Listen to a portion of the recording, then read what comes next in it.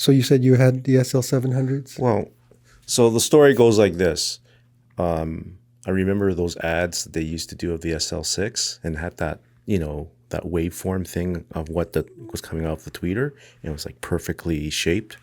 And I read a lot about that speaker. I really wanted to own it. And then they brought out the SL600, which was the same drivers in the same size cabinet in an Aerolam cabinet. And then my friend Stephen Berthelot ended up with a pair of SL700s in the store. And I said, I got to have those because they had the stands and everything. It was really beautiful. Nextel gray. Yeah, all Nextel gray. The stand was filled with lead shot. And the speaker had been used very much.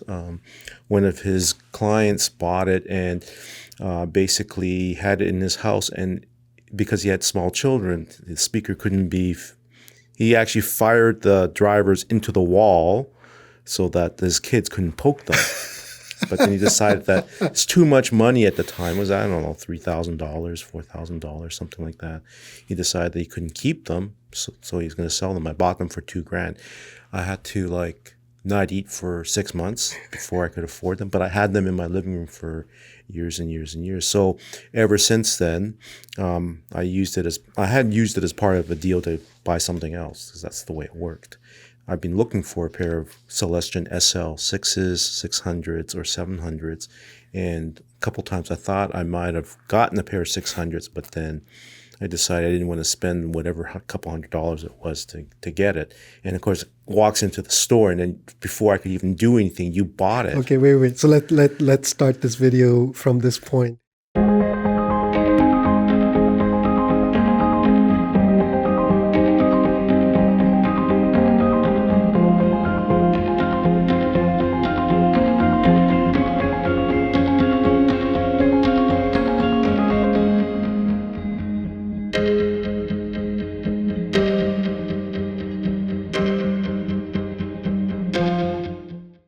Hi everyone, I'm Adrian from Audio Excellence Canada. That's Vilip, my friend.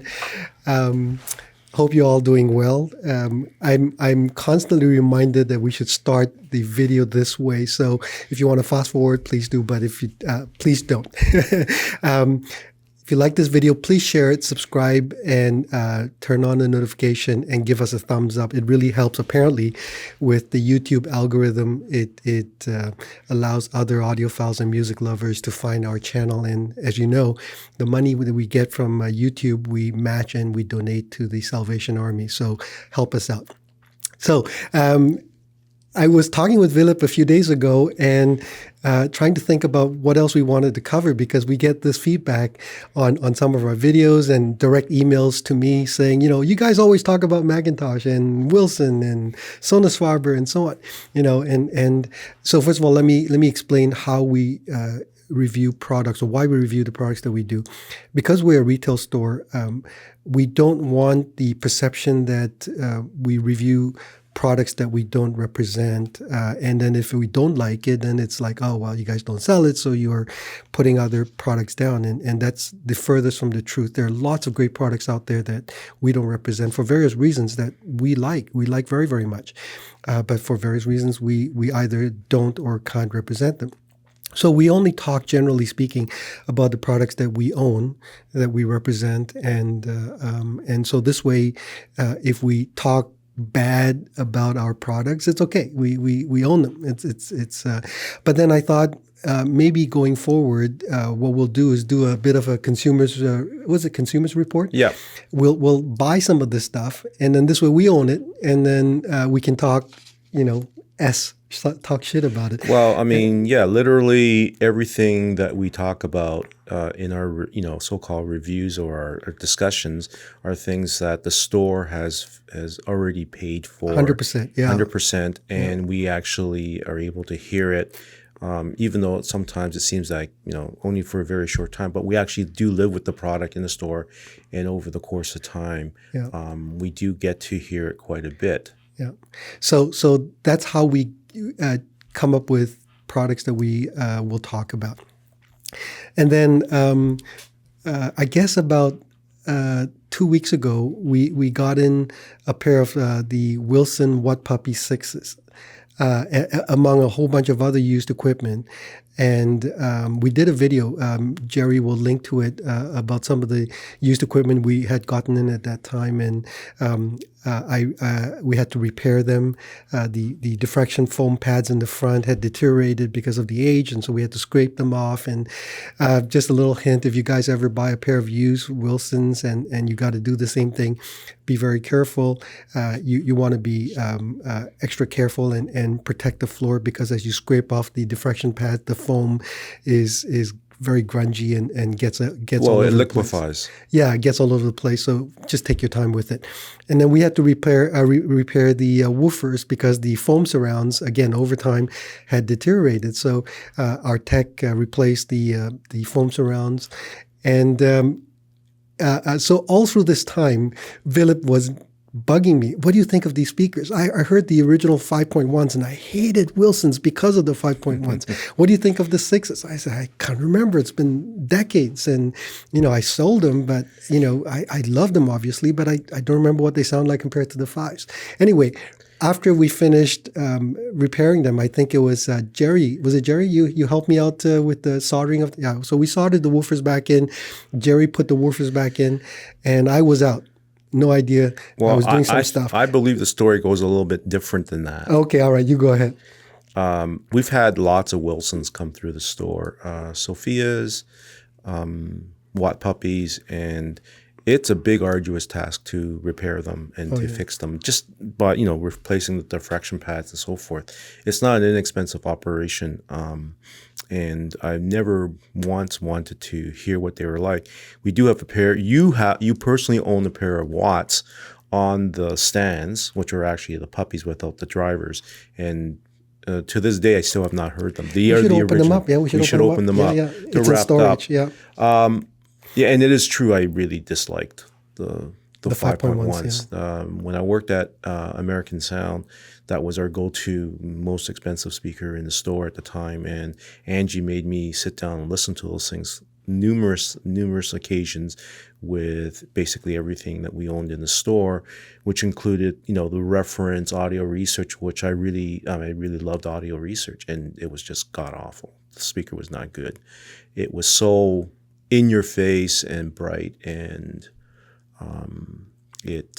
so this is my impression of Wilson. And when I first visited Audio Excellence way back in the day, you had just brought Wilson into the store. And I thought, wow, Adrian must really be losing his mind. And for years and years and years and years, I refused to listen to Wilsons because I had such a bad experience. Fast forward, we're here at the store, and all these Wilsons are coming in, the Watt Puppies, they're 20 years old, 25 years old. They have to be fixed, and they can be, which is the amazing thing, is that Wilson actually has parts for all of them. And so if you buy a pair of used Wilsons, you can basically bring them back to almost like, new condition, and they'll perform as they were intended to perform. So, but all this time, stuff had come in. Never once did I want to listen to it. And if I remember... To clarify, you're talking about the old stuff, not the new old stuff. stuff. Okay, yes. All the old Watt Puppies, like maybe version 2, version 3, version 5. And I've been to clients before, serving clients, and they have old Wilsons, and I didn't even bother to listen because I was so prejudiced against it. And so these things come in, and of course, Jerry's fixing them, and Steven is helping him to fix them and cleaning them up. And I'm going like, it's just another pair of Wilsons that I didn't like. And so I did not want to hear them. I didn't ask you what the Watt Puppy 6s were like so that I could, no, don't give it away. So wait, no. So I didn't want to hear them. And in fact, you sent me an email saying, test them. Yes. I mean, literally 2 words, test them. And I said to Jerry, I don't want to do this. They're really heavy, because I did some research, and they're 170 pounds to move them. And then you have to do the time alignment, because the 6s, you can time align. There are spikes included. There's an entire chart that's actually glued to the top of the puppy to show you exactly how to what the setting is. So I didn't want to move them, and I thought, okay, I will, because it involved moving them from our kind of prep room, which is all the way in the back, to the other sound room at the front. So that's a pretty long distance. and I really didn't want to do them. So I believe you actually helped me move the speakers into the room, Yep. and then you disappeared to do your thing with some of our different clients for the store. And I thought, okay, I'll put them together. I'll put them together. And I put them together. I did all the time alignment. And the placement was a little bit compromised, but in the spot that we already knew was pretty good for speakers in that room, because we have 2 placements in that room. And I sat down and said, wow. I said, wow, again. Right. And I texted you right away, said, well, yeah, this is really good. And I mean, that's the first part of the story. So I didn't really want to listen to him. I was only interested maybe perhaps because, well, I wanted to find out if my memory served me correctly. And so that's why I was flabbergasted, because it was nothing like I remembered of the Watt Puppy 5.1s. Okay, so let me take the story over from here. All right. This is a very convoluted video. As you can see, we never script anything. No. I get some emails complaining, you guys should script it. Anyway, so we had received all this used equipment, and then shortly afterwards, we received another delivery of used equipment for sale. Vilip's client, what's his name, Mark? Dan. Dan, sorry. Dan. Brought in a pair of big studio JBL 4343s, I think they are. Yeah, 4343. Humongous. These are like refrigerator big Wow. speakers with the blue in the front. It's got a 15-inch woofer, 8-inch woofer, mid-bass, mid-range woofer, and then it has a compression driver, and it also has a super tweeter. Yeah, and it weighs as much as Jerry, and Jerry will tell you he's not exactly a lightweight. That's right, he's flexing. So these speakers are humongous and heavy. And then he brings in the Celestion SL6S with the SL6000 woofers with the crossover. And then he brought the Nakamichi PA7 Mark II power amplifier. He said he had to downsize. But prior to this, he had bought 2 other Macintosh pieces from us. I'm thinking, like, you got these humongous Macintosh amps at home and with the preamp, and you're downsizing by getting rid of, well, a pair of JBLs, really. So how's that really downsizing? You're just replacing. Right. So this video is our journey of what would you say? For me anyway, it would be rekindling the lost love. It's putting on those rose-tinted glasses that we used to wear. Yeah. So now continue, Vilip. What happened? Oh, well, with the Watt Puppies? With the Watt Puppies, yes. So now keep in mind, he absolutely was not in a mood to try these speakers and test them. But we had to test them because we were going to sell them, right? So Vilip hooks them up, sets it all up, and then he says, wow. And I said, wow. I listened to a couple of things about it, and I'm thinking, like, there's no way. I really dislike this speaker. There's no way this speaker can sound this good. And to me, it obviously was totally reminiscent of what the Sasha DAW does. I mean, there's a direct lineage. And I'm thinking, like, these are 20 plus years old. And of course, it sent me into a flurry of activity. I went online and checked out all the reviews of it. And the more I read, the more it verified to me what I heard, which is that they changed it from between the 5.1 and the 6, and it's tremendously different in a way that, of course, suits my tastes. And I'm not saying it's going to be for everyone, but certainly the voicing is different. All the strengths are there, but some of the things I didn't really like aren't there. So I'm sure if you've been watching the videos, you would know, our likes and dislikes. So the Watt Puppy 6 is way more relaxed. It is not in your face. It is very realistic in a kind of natural way that we like to talk about. I won't use that word, so I won't. And it was nothing like the hyper-realism of the 5.1. Because this is what I wanted to ask you. I wanted to ask you, is it like that speaker? Because Watt Puppies went all the way up to version 8. And I hadn't heard any of the ones after version 5.1, and because it was such a bad experience. So when I put the 6s on, it was just a revelation. Now, I had heard that focal tweeter in a pair of Maxes before, and we sold it to a client, and he really loves it. And I remember listening to it in that room, and I thought it was, oh, that's really good. That's nothing like what I was expecting. And so much, it's so good, in fact, that I've recommended other clients to buy Wilson Maxes if they can find a used pair. And we've had a few come through the store, and they sell instantly. And this is the reason why, because they sound really good.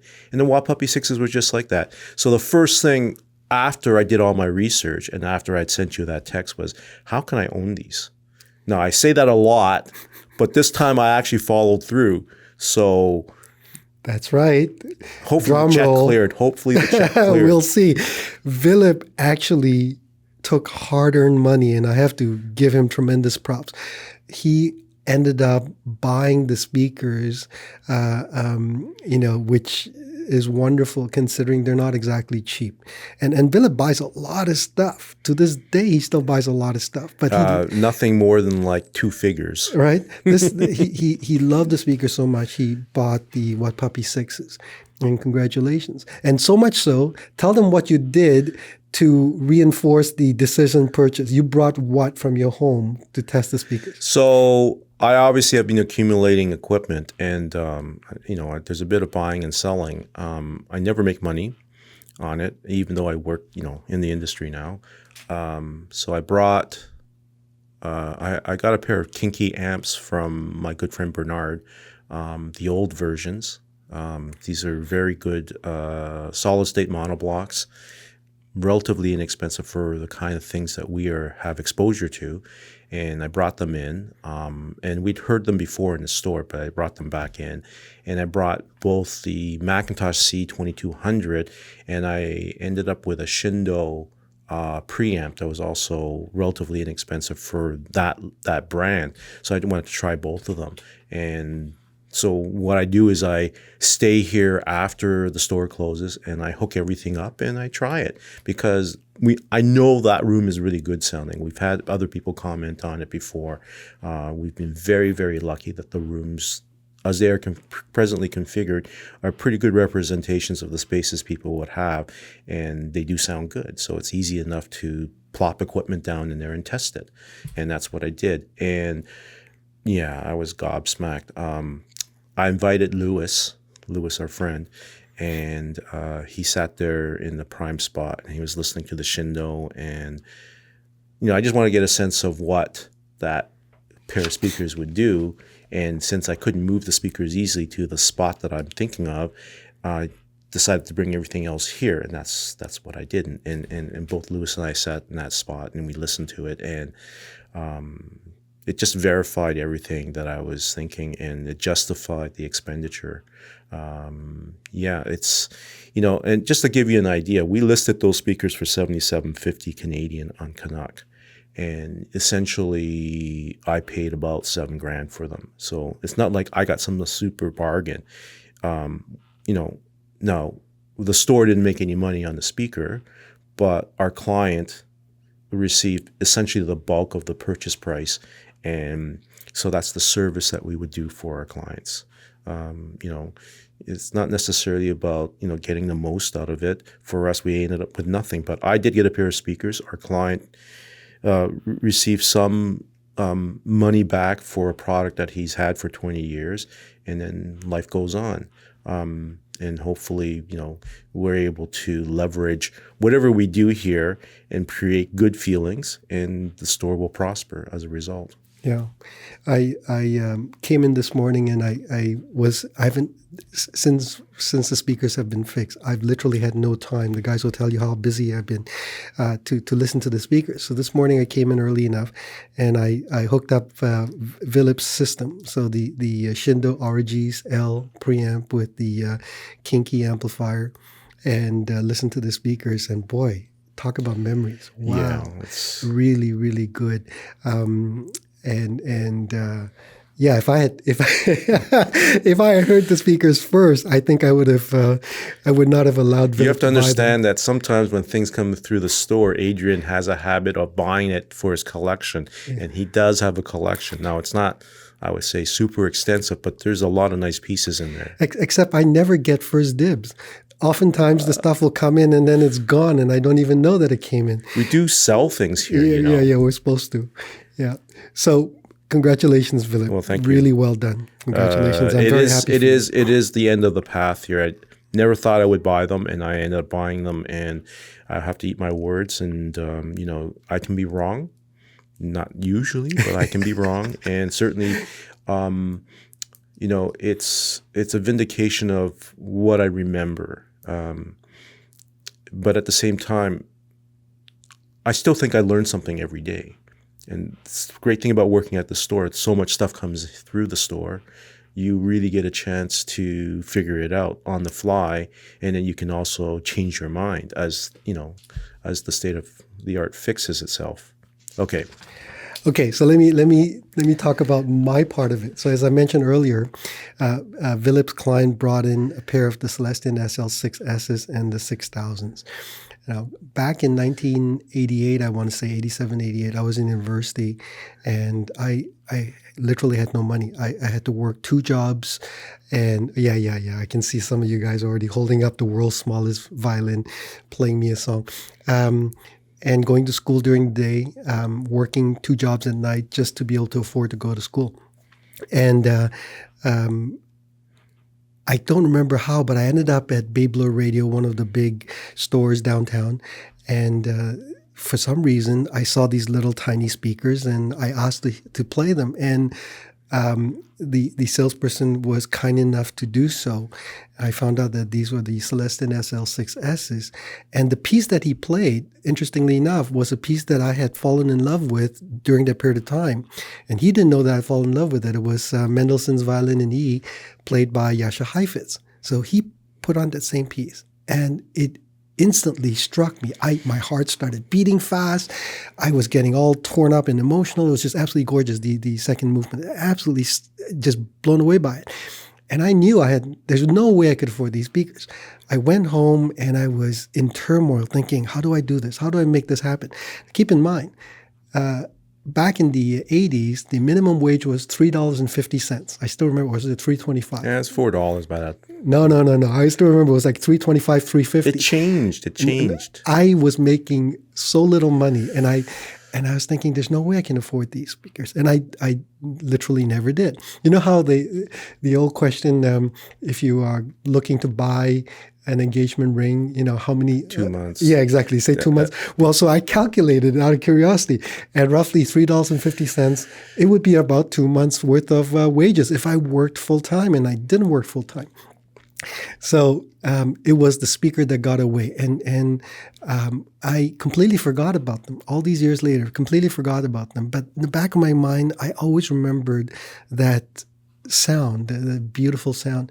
So then when he came in with those speakers, Vilip can tell you, my eyes opened up. I go, oh my God, SL6Ss. How much? I immediately said, how much do you want for them? And the guy goes, $250. I said, done. I pulled out my pocket, and I literally had about $250. I gave him the cash, and I was all excited. Now, you have to understand, just the day before, I gave him $400 as a cash deposit on the Puppies 6s. That's right.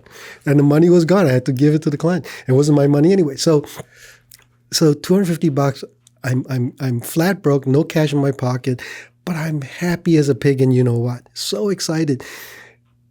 But as is typical of me, the hunt is oftentimes much more interesting than the actual acquisition. So once I had acquired it, I completely forgot about the speakers. So much was happening at that time. I was so busy.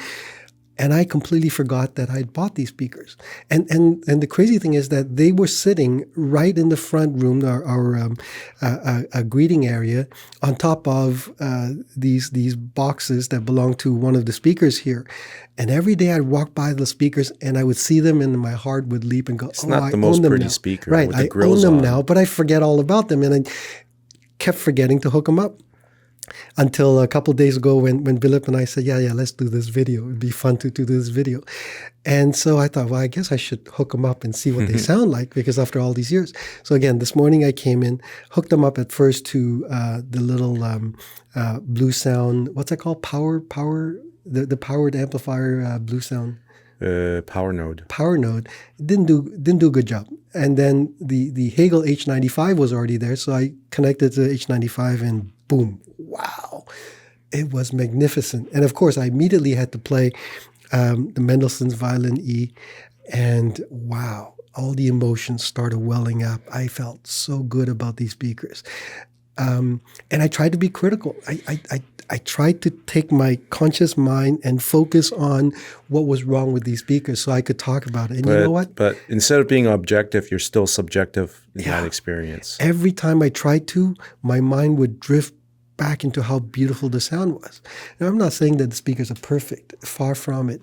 They could be more dynamic. They could have more deep bass. The highs could be a little bit more airy and so on. But there's very little wrong that they do, and they're so intensely musical. They image really well for audiophiles among us. The soundstage is beautiful and big. The bass is certainly deep enough and big enough for most recordings. They could be more sensitive. I think the rated sensitivity is like 84 or some ridiculous thing like that. Yeah, it's in the mid-80s. Right? But, here's the thing. So these were made in the mid to late 80s. And it's a metal dome tweeter. Now, fast forward many, many years, lots of speakers use metal dome tweeters, and Vilip and I have an aversion to a lot of metal dome tweeter speakers, right? A lot of them sound bright and harsh and uninvolving and gritty, and you can use all the pejorative words. This thing, made back in the mid to late 80s, doesn't have any of that. And we're using just this little Hagel H95. Oh, it's a little amplifier, but it's not little. It's not a bad amp. Well, we got 3 minutes. Anyway, the point is, if you ever get a chance to hear these speakers, do so. They're wonderful. And we might have to extend this video. So do you want to turn it off and turn it back on? Yeah, sorry about that. Okay, so this is a continuation because I wanted to say this. As much as I want to keep them, I've realized that for various reasons, I should be shedding my worldly possessions rather than accumulating more. There are different reasons why. Maybe one of these videos in the future I'll get into why it's not important at the moment. But I thought, well, I as part of my part two, if you will, of my life, I want to do much more good. And so, as you guys know, we, through this channel, receive funds from YouTube, and we match it and we donate it. So I paid $250 for the speakers. I'm going to sell the speakers, and whatever we get for the speakers, I'm going to match as well. And then we're going to choose a charity and donate the money as well. So if you're interested, send me an email. It'll be on our website, and we'll post it on Canuck Audio Mart as well. And what I'll do is I'll take the highest amount that we will receive. I'll put a price like $350, but I'm hoping that we will get more for it because, as I say, I'm going to donate that money to charity, and I will close the sale. Let's say middle of November. Sure. Yeah, November the 15th. Now, so.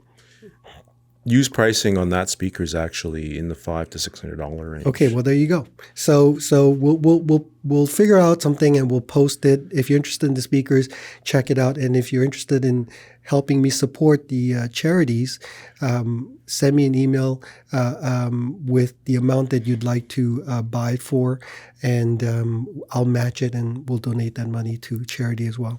So we'll see if Vilip steps up to these ones, considering that he also likes these speakers. Well, I really do like these speakers, so I do have some additional parts to this, as always. Yes. When I walked in this morning, and I usually a little bit late, so sorry about that. And my phone's ringing, but I'll just ignore it. When I walked in this morning, the store was a little bit dark in the front. I locked the door, and I heard this beautiful song. It was Allison, a cover by the jazz artist, the Canadian. It escapes. Oh me yes, right yes, yes. she's from Something trio. What that? It'll come to me. Anyway. Anyways, I'm having a brain fart here. But the song was really beautiful, and I've used it often as a demo. It's a Elvis Costello song, but done in a jazz style.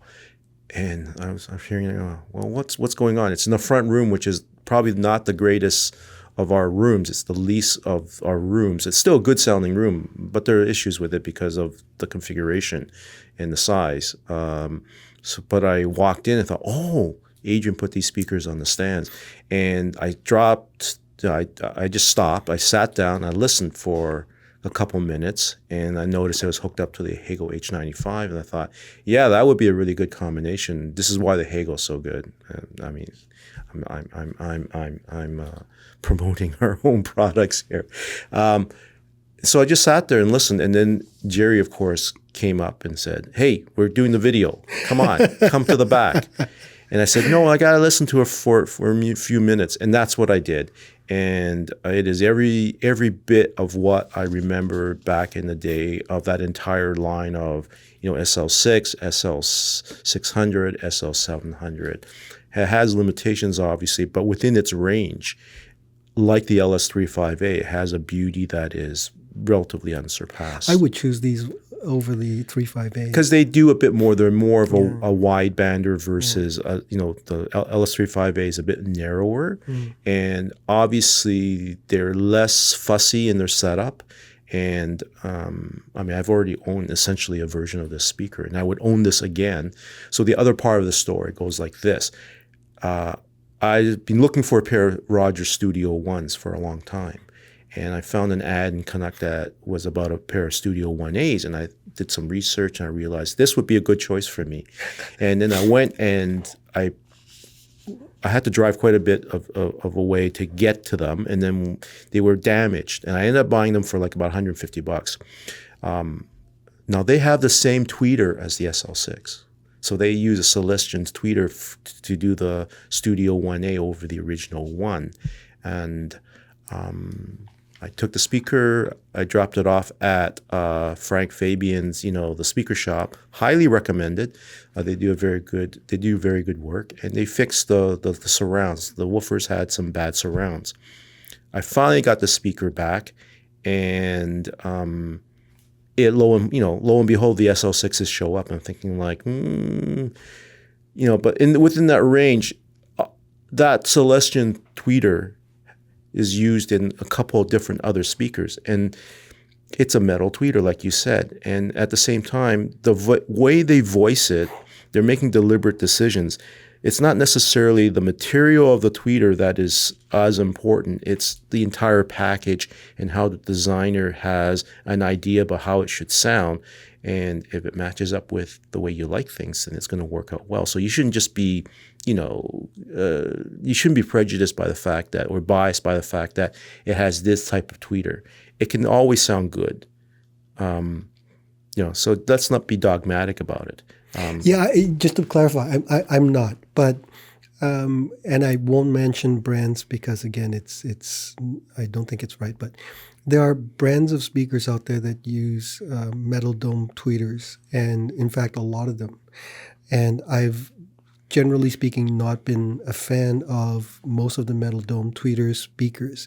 Even when we were dealers for some of them, I was not crazy about them. And first and second generation beryllium tweeters as well. Focal, I'm going to mention Focal because it looks like we will be a dealer for Focal again. We'll cover that another time. But I remember when the first generation of berylliums came out, I didn't like them at all. And then the second generation of berylliums, same thing. Now, the latest ones, from what I've heard at shows, they're quite nice. In fact, very nice. But generation 1 and 2, I didn't like and didn't care for them at all. And again, just to make it clear, we have been dealers for some of these brands of speakers where they use metal domes, and I always found them shrill. And some of the AMT tweeters as well, those ribbon tweeters, some of them, of course, Vilip is right. Depending on how you execute and so on, it could be much better. But as a general rule, I've not been crazy about a lot of the metal dome tweeters, and especially when you hear how good the implementation is of the Celestion. I mean, Well, I think what goes on is that the material is capable of a certain level of performance, and I think the designer. I mean, we can bring someone on board and ask, make an inquiry. I think what they're trying to do is, as with audiophiles, you're trying to get the most out of something. And I think if you voice it in a certain way where you push it right to its limits, and then, sometimes they back it off quite a bit, but sometimes they put it right to the limit of what it can do, it tends to exaggerate some of the anomalies that are not so good. And I believe that's what's been going on. And over the course of time, with their experience and the feedback from the people who buy these products, they realize, yeah, we can dial it back a bit and it'll still be as detailed, but without having that kind of fatigue. And I believe that's what happens. I mean, tell me if I'm wrong. That's my experience. So anyway, we'll also shoot a separate video about the 4343s just to show you what they look like. And they're sold, by the way. Well, forget that. No. They'll be in the store for a bit, but they are sold. So okay, let's make that clear. So much for that. It didn't even get listed. That's how bad it is. Well, anyway, we should wrap this up. So another very long video as usual. Again, if you like the video, please share it, give us a thumbs up, and subscribe. And if you're interested in the Celestions, send me an email, info@audioexcellence.ca. Jerry will overlay the text, and again, the money will go to charity. So thank you in advance for doing so. I'm Adrian. That's Vilip, Audio Excellence Canada. We'll see you next time. Bye-bye.